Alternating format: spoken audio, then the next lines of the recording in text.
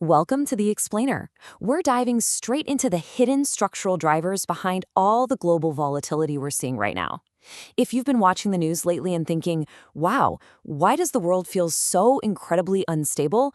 Well, you're in exactly the right place. We're going to break down an extensive briefing document that maps out the massive macro structural shifts happening quite literally right beneath our feet. So, why exactly is the global system fracturing? It's really the question of the decade, isn't it? I mean, we're seeing kinetic wars breaking out, massive supply chain interruptions, relentless inflation. But here's the critical insight from our source material. Absolutely none of this is random chaos. These are actually symptoms of a huge, unavoidable structural shift in how the entire world operates. The old system, it's simply reaching its mathematical limits.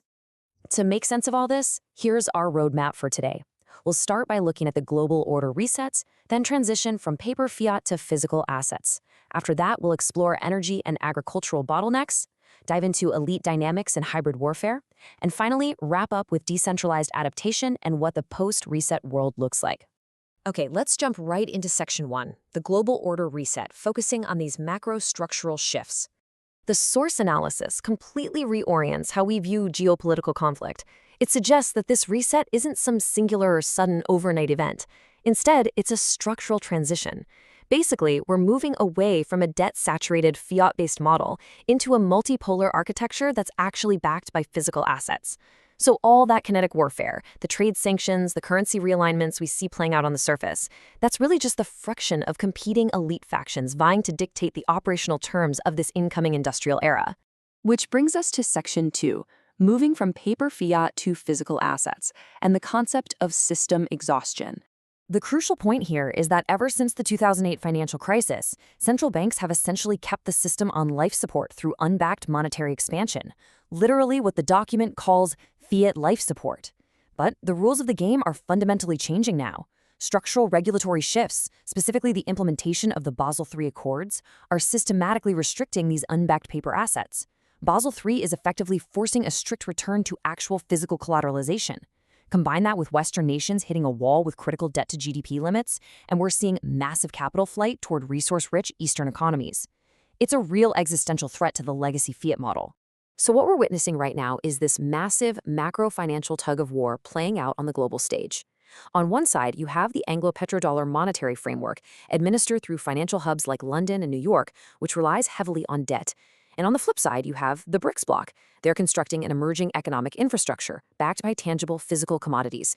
We're talking oil, gold, rare earth minerals, and agricultural yield. Ultimately, it's paper illusions going head-to-head against physical realities. You know, when sovereign nations were originally excluded from the SWIFT international banking network, it was definitely intended as a harsh penalty. But structurally, this weaponization of SWIFT acted as an incredible accelerant. It essentially forced non-Western economies to construct parallel financial settlement systems completely outside the legacy framework. And crucially, these new systems are backed by real-world commodities. Talk about a total game changer. Let's move on to Section 3. Energy and agricultural bottlenecks, taking a closer look at our physical underpinnings. It's easy to forget, but our entire industrial civilization operates completely as a subsidiary to its primary energy inputs. Look at energy first. Fossil fuels are still the absolute baseline for global manufacturing and transport. But extraction costs have skyrocketed, turning energy into this massive geopolitical lever.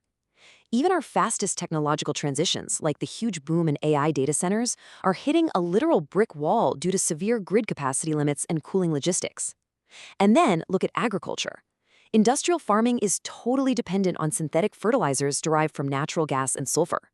Both of those inputs are incredibly vulnerable to shipping and extraction bottlenecks. Now, you might be wondering, how does a shipping disruption half a world away actually hit your local grocery store shelves? Well, our global food distribution network runs on hyper-optimized, just-in-time supply chains. They have almost zero systemic redundancy. So step 1, Middle Eastern shipping corridors face conflict. Step 2, because natural gas and sulfur suddenly can't move, fertilizer production cycles immediately halt.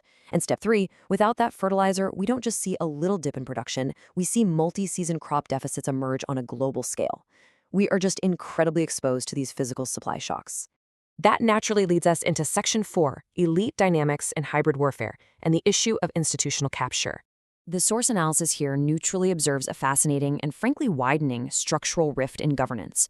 On one hand, elected national politicians operate within incredibly narrow parameters. Because they're optimized for short-term election cycles, state governance turns into this loop of perpetual crisis management rather than actual strategic steering. But on the other hand, you have concentrated historical economic cartels that maneuver through these transient institutional structures to completely bypass those election cycles. It's actually these transnational networks that ultimately dictate long-term capital allocation and secure resource dominance over decades, not just a 4-year term in office. So how exactly do these networks operate during a global reset? The answer is fifth-generation warfare. And this isn't just about kinetic boots on the ground anymore. Modern conflicts function simultaneously across economic, psychological, and informational domains. The briefing document points out how pretext-driven escalations and engineered crisis states serve a very specific function. They act as psychological conditioning mechanisms. The goal is to gently nudge populations into accepting centralized digital state frameworks, expanded surveillance architectures, and restricted civil liberties, all safely tucked under the unquestionable umbrella of emergency management. Finally, let's wrap up with Section 5, Decentralized Adaptation and Post-Reset, focusing on adaptation and resilience. Despite all of this macro-scale systemic pressure and top-down control, there is a fascinating structural alternative emerging through decentralized adaptation. As those centralized, just-in-time supply networks start to structurally decay, we're seeing the organic emergence of localized microsystems for power, food, and security. On the energy front, next-generation tech like small modular reactors and thorium molten salt reactors offer incredibly dense, localized power that bypasses those fragile legacy grids entirely. And financially, we're seeing the rise of parallel clearing networks using cryptographic verification, but crucially, backed by physical precious metals to insulate trade from fiat inflation. I actually want to pause on this powerful quote directly from the briefing document because it really hits the nail on the head regarding the core thesis of this explainer. The legacy industrial era is bound by physical arithmetic. Think about that. No amount of printed fiat money can somehow rewrite the physical laws of energy and agriculture. While central governance structures are likely to face severe fragmentation in the coming years, our future stability relies on an unavoidable return to localized self-organization in the integration of real, tangible physical assets. So the crucial takeaway for us today is that this transition to a commodity-backed, physically constrained era, it isn't just some future theory. It is absolutely already underway. The global reset is happening right now, which leaves us with one final and honestly incredibly important question to ask ourselves.